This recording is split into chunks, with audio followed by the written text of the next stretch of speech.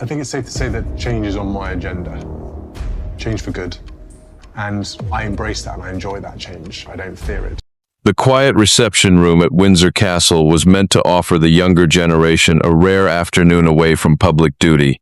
Instead, it descended into immediate chaos. Voices rose sharply against the high stone walls. A chair was knocked aside, crashing heavily against the polished wood floor. At the center of the room stood Princess Charlotte, trembling, while Eliza Lopes stood a few steps away with her arms tightly folded across her chest, refusing to apologize. Within hours, Prince William made a decision no one inside the palace expected. He formally stripped Eliza of her palace-granted status, ending her privileged position with one definitive declaration. Before we dive in deeper into what this really means for the royal family, make sure to subscribe so you don't miss a single palace update. William moved first. He crossed the room, dropped to one knee beside Charlotte, and asked her what had happened. She tried to answer, but fear caught in her throat. That silence changed him. The concern on his face tightened into controlled fury as he saw the overturned chair, the missing bracelet, and Eliza standing nearby with an unyielding expression. Catherine stayed close to her daughter, keeping one hand wrapped around Charlotte's cold, trembling fingers. Eliza had entered the gathering through Camilla's extended family circle. She carried a ceremonial palace status, a palace-approved standing that gave her special access to private youth engagements and family occasions. When William asked her to explain the disturbance, she refused to back down.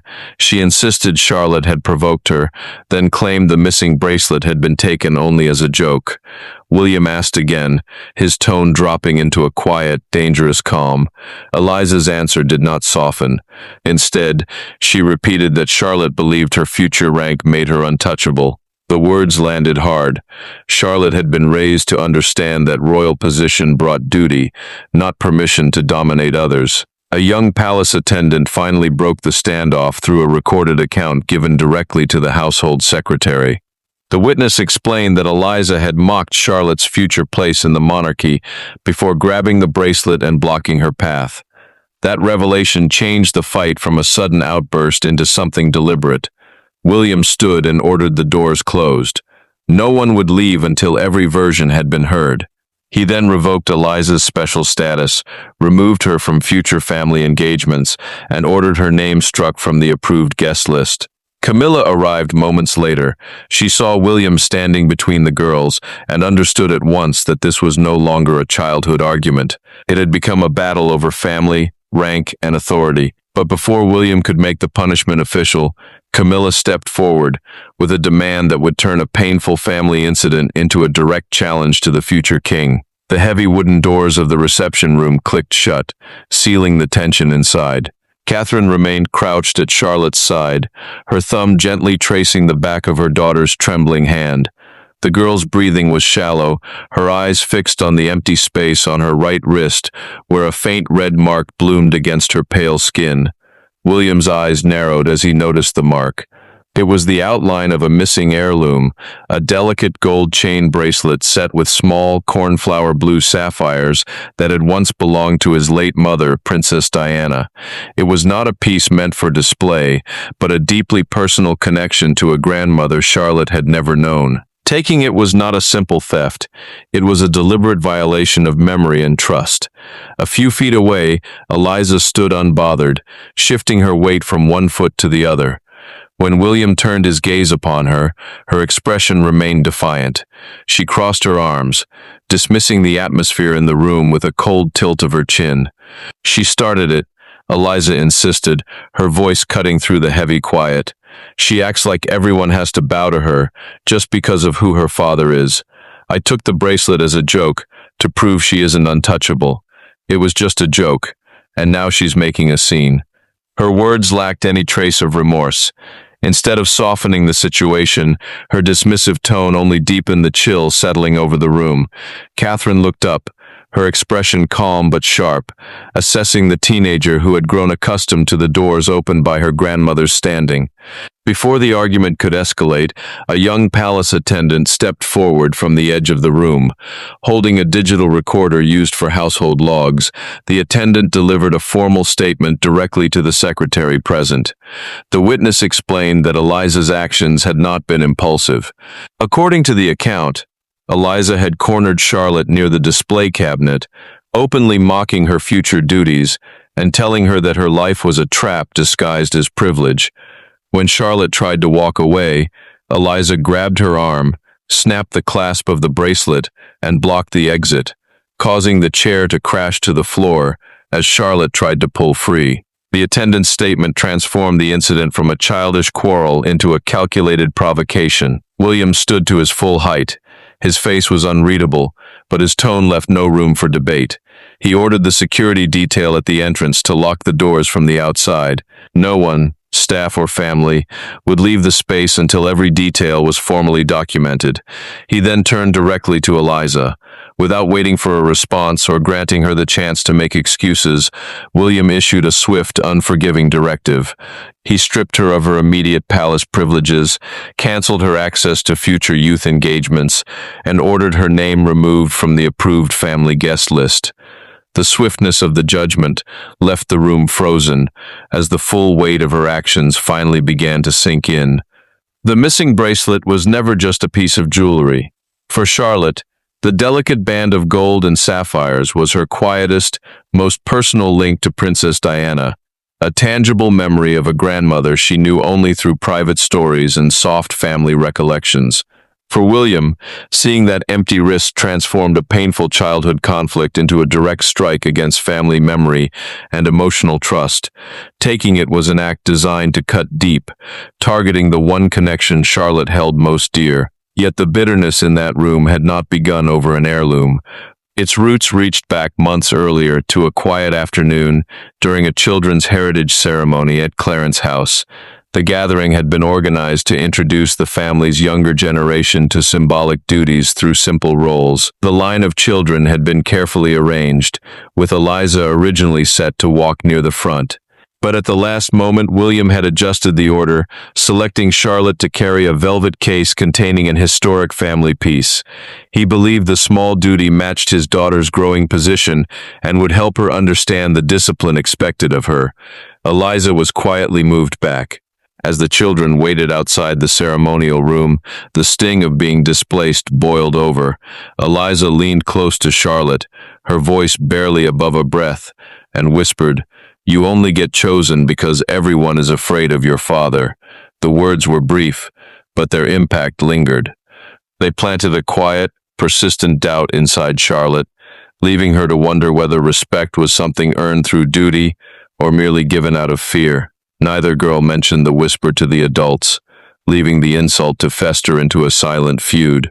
When Eliza returned home that evening, she hid her harsh words and spoke only of her humiliation. Distressed by her granddaughter's tears, Queen Camilla took matters into her own hands. She promised Eliza that she would never again be sidelined without explanation. That promise soon became a quiet exercise of internal power.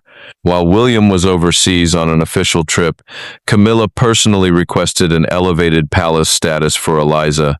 Moving the application through a smaller household committee, she secured a formal title and ceremonial standing that granted her granddaughter special privileges and higher access at family events, all without William's knowledge or approval. Camilla had intended to smooth over a young girl's hurt feelings and protect her place within the family circle. Instead, her secret intervention planted the seeds for greater arrogance. Armed with an elevated title she had not earned, Eliza grew to believe that her grandmother's influence would always shield her from consequences. The secret arrangement shielded Eliza's resentment from sight, allowing it to grow unchecked until it finally erupted inside the walls of Windsor Castle. The door to Camilla's private sitting room clicked shut, cutting off the quiet murmurs of the corridor outside. No aides, no private secretaries, and no official advisors were permitted inside. The space was heavy with the weight of unsaid history as Prince William stood opposite the Queen Consort, a thick leather folder resting firmly in his right hand. William laid the file onto the polished mahogany table between them. Inside sat the original authorization document, the paper signed months earlier while he was overseas, granting Eliza her elevated palace status. This status was granted quietly to smooth over resentment, William said, his voice measured, cold, and devoid of compromise.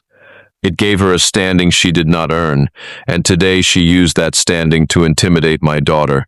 Royal status is a responsibility, Camilla. It cannot be used as a shield against conduct. Camilla did not back down. She stood on the opposite side of the table, her expression tense with the fierce protectiveness of a grandmother. She is a child, William, Camilla countered, her voice tight but commanding. You are reacting in anger, making a sweeping decision that will follow a young girl for the rest of her life over a single, regrettable argument. If there was a disagreement, it should be handled internally. Demand a full household review. Let the secretaries question the staff, review the statements, and allow cooler heads to prevail before you strip her of her place. A household review is a delay, William answered sharply. Delay creates protection, and protection is precisely what brought us to this point. You promised her she would never be pushed aside, but in doing so, you taught her that her behavior carried no consequences. Camilla pushed the authorization file back toward him, refusing to accept the premise. You cannot erase a child standing in this family over one mistake, nor can you use your authority to humiliate my family. William did not pick up the folder. Instead, he opened it and pulled 3 separate, documented witness statements from household staff, accounts detailing earlier incidents of deliberate taunting, subtle exclusion, and repeated attempts to target Charlotte at private gatherings. Senior staff had concealed the reports for months, fearing the fallout of offending the Queen Consort. It was not one mistake, William said, placing the accounts squarely over the file. It was a pattern, and it was hidden because people were afraid to cross you. Camilla went completely silent as her eyes scanned the signatures of staff members from her own household. The realization settled in.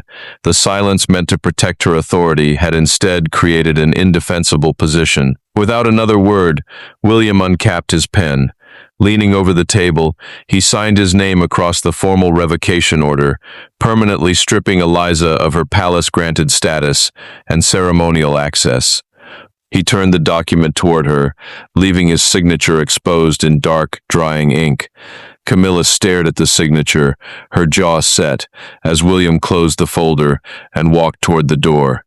The signed revocation order lay flat on the desk in King Charles's private study, a heavy, silent ultimatum dividing the room.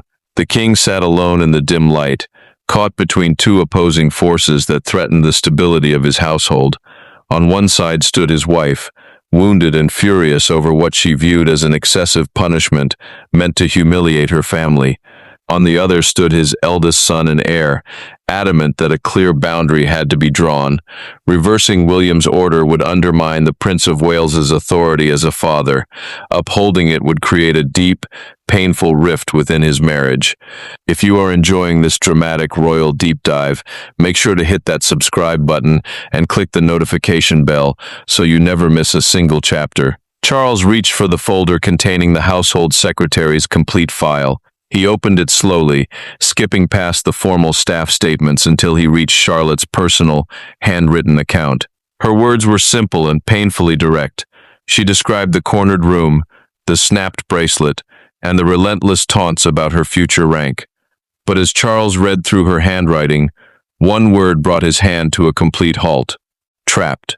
The young princess had written that Eliza's words made her feel trapped by a destiny she had never asked for, forced to endure hostility simply because of her place in the line of succession. The king lowered the page, the weight of the word echoing through his own long memory of duty and expectation. He turned to the confidential annex at the back of the file, an internal report generated by the household review. There, documented in precise administrative detail, was the transcript of a recorded conversation between Camilla and a senior staff member following the Clarence House dispute months earlier. The record proved that Camilla had explicitly directed aides to keep the incident from William. She had feared that if the Prince of Wales learned of the friction, he would block her request to grant Eliza an elevated palace title. The discovery shifted the balance completely.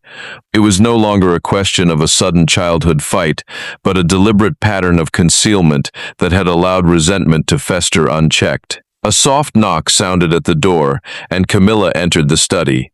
The anger in her posture had faded, replaced by a quiet, desperate appeal. She asked her husband to intervene, to soften the punishment and protect Eliza from complete exclusion. She insisted her granddaughter was terrified of being cast out of the only world she had ever known and merely needed guidance, not total removal. He took off his glasses, set them onto the desk, and gently closed the folder. Charlotte must feel safe within her own family, Charles said, his voice quiet but resolute. We cannot demand discipline from the public if we excuse cruelty beneath our own roof. He informed her that he would not reverse William's order. The revocation would stand. The consequences did not arrive with a grand announcement or dramatic confrontation. Instead, they unfolded through a series of cold, administrative corrections carried out in the quiet corridors of the palace. Inside the household offices, staff members updated the digital registries and official event books. Eliza's name was systematically struck from upcoming guest lists. Printed seating charts for future family gatherings were recalled and revised, her assigned place near the front quietly eliminated. At an upcoming youth heritage event, her role was reassigned to another young relative without fanfare or explanation. Her ceremonial palace pass was deactivated, effectively ending her unescorted access to private family quarters. Each silent change delivered a clear, unyielding message. Her special status was gone. For Eliza, the reality of the punishment set in not through anger, but through a suffocating sense of isolation. Sitting beside her mother in their private residence, she held the formal notice confirming the cancellation of her upcoming palace engagements. She read the brief, polite text twice, searching for an opening or a sign of leniency. There was none. For the first time in her life, her grandmother's influence could not bend the rules, open a closed door, or rewrite a decision. The realization that status could no longer shield her from the weight of her own choices left her feeling utterly erased. Across the estate at Adelaide Cottage, a different kind of quiet settled over Princess Charlotte. Though the missing bracelet had been safely returned to her bedside table, the atmosphere inside the house remained heavy. Charlotte sat by the window, her hands resting quietly in her lap, watching the rain hit the glass. When Catherine entered the room, she found her daughter visibly withdrawn. Charlotte looked up, her voice barely above a whisper as she confessed the guilt weighing on her mind. She told her mother that she had never wanted Eliza to lose her place or be cast out of family events. She admitted her fear that the extended family, especially Queen Camilla, would blame her for the fracture, viewing her as the cause of a permanent rift. Catherine sat beside her, gently taking Charlotte's hand into her own. She explained firmly that the truth had not caused the punishment. The adults had made the decision after examining a pattern of behavior that went far beyond a single argument. She reassured her daughter that protecting oneself from hostility was not a mistake, and that standing up for her own boundaries did not make her responsible for someone else's consequences. Yet as night fell over Windsor, both girls remained deeply changed by the fallout. The titles and privileges had been stripped away by official decree, leaving behind a fractured family dynamic and two children left to process the painful cost of an unearned rank. A small, stripped-down sitting room on the grounds of Windsor was chosen for the meeting. There were no private secretaries, no protective grandparents, and no royal advisors lingering in the corners. Only Catherine waited in the hallway outside, keeping her promise to give the girls absolute privacy. Charlotte sat on one side of a simple wooden table, her hands resting quietly on her lap. Across from her sat Eliza, her shoulders tense and her eyes fixed firmly on the floor. For several long moments, silence stretched between them, a heavy stillness carrying months of unspoken envy, harsh whispers, and adult decisions made in their names. Without saying a word, Charlotte reached into her pocket, pulled out the gold and sapphire bracelet, and set it squarely in the middle of the table. Eliza flinched slightly, staring at the heirloom. "I didn't steal it because it was valuable," Eliza said quietly, her voice cracking under the weight of the confession. "I took it because every time you wear it, people look at you like you're special. Every time we stand together at events, I feel like I'm invisible. I'm just extended family. Every new duty you get feels like proof that as we grow up, I'm eventually going to be pushed out entirely." I was terrified of being forgotten. Charlotte listened, her expression softening. The anger she had carried since the reception began to fade, replaced by a strange, quiet understanding. "I don't want you to be pushed out," Charlotte answered softly, leaning forward. "But you don't see what it's like for me. You think my future is a gift, but sometimes it feels like a cage. Every move I make is watched. My whole life is already mapped out for me, and I never chose any of it. I've sat in room after room wishing I had your freedom, wishing I could just leave without every word being judged." Eliza looked up, genuinely stunned.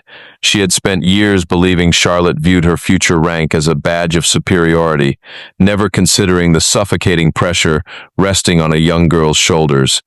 The silence returned, but the sharp hostility that had defined it was gone. Eliza looked at the bracelet, then met Charlotte's eyes directly. "I was cruel to you," Eliza said, her tone steady and unprompted. "I mocked you because I was jealous, and I took something that meant everything to you. I'm truly sorry, Charlotte." Charlotte reached across the table, touched the bracelet, and nodded gently. "I accept your apology, Eliza." She did not offer to ask her father to restore Eliza's lost title, nor did Eliza ask her to. Both girls understood that forgiveness was personal, while consequences belonged to the rules they lived under. Rebuilding trust would take time, but as Charlotte slid the bracelet back into her pocket, the bitter rivalry that had fractured their family finally came to an end. The boundary held firm. In the weeks that followed the private conversation between Charlotte and Eliza, Prince William made no move to soften the restrictions or restore the revoked status. Instead, he worked alongside King Charles to formalize a new family conduct policy within the household, a binding set of internal rules dictating that ceremonial titles, palace-granted standing, and special access would require a thorough review of conduct and explicit approval. Within William's vision for the future of the monarchy, a royal title was a duty to be upheld through restraint and respect, never a shield to excuse bad behavior or protect bad conduct from accountability. The changes brought a quiet, lasting clarity to the palace. Queen Camilla accepted that protecting her granddaughter from every consequence had only fueled the hostility, choosing to respect the boundary William had drawn. King Charles signed the revised conduct rules without hesitation, establishing a clear precedent for the generations to come. The family had survived a painful internal crisis, not by burying the conflict beneath privilege, but by proving that personal responsibility mattered more than rank. Months later, during a private, low-key family gathering on the grounds of Sandringham, the true outcome of the ordeal finally revealed itself. There were no official photographers, no assigned seating charts, and no ceremonial ranks dictating where anyone stood. Charlotte sat on a low wooden bench near the garden edge, watching her younger brothers play on the lawn. A shadow fell across the grass beside her, and she looked up to find Eliza walking toward her alone. Eliza wore no formal insignia or special palace badge, carrying herself without the artificial posture of her former status. She did not hesitate or wait for permission. Stepping up to the bench, Eliza offered a small, tentative smile. Charlotte smiled back, shifting over to make room. Eliza sat down beside her, and for the first time in their lives, they began to talk, not as rivals competing for position or relatives protected by rank, but simply as cousins navigating their family dynamic on honest terms. The title was gone forever, the punishment remained, and the lesson was permanently learned. Belonging to a family is a bond of blood and affection, but privilege can never place anyone above accountability. Thank you so much for following along with this palace update. If you enjoyed this update, please don't forget to like, subscribe, and share this video to help support the channel and ensure you never miss our next palace update. Before you go, we want to hear your thoughts on how this family drama unfolded. Drop a comment below and let us know. 1. Do you think Prince William was right to permanently strip Eliza's status, or was the punishment too harsh for a childhood mistake? 2. Did King Charles make the right choice by supporting William over Camilla's request to protect her granddaughter? 3. What do you think was the most important moment in Charlotte and Eliza's private reconciliation? Leave your opinions in the comments section below. We read every single one. See you in the palace update.